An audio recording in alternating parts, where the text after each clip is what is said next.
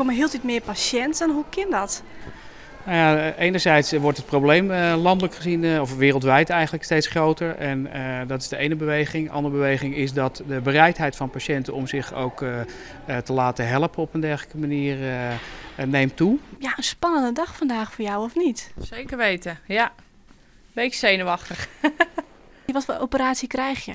Een gastric bypass. En dat is precies? Een maagverkleining en een omlegging van de dunne darm. Die operatie zorgt ervoor dat je wat minder kan eten, omdat je wat beperking hebt en een kleinere maag. B, dat je door de darmomleiding ook minder voedsel opneemt, ongeacht wat je eet. En als derde effect van die operatie heeft die operatie allerlei hormonale effecten die heel gunstig zijn voor je lichaam en voor de vetstofwisseling.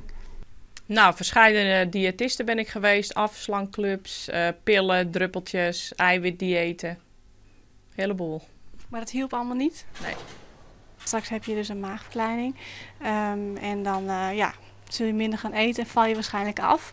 Maar ben je er dan ook? Nee, daar zijn we er nog lang niet. Nee. Diëtist, psycholoog en flink sporten.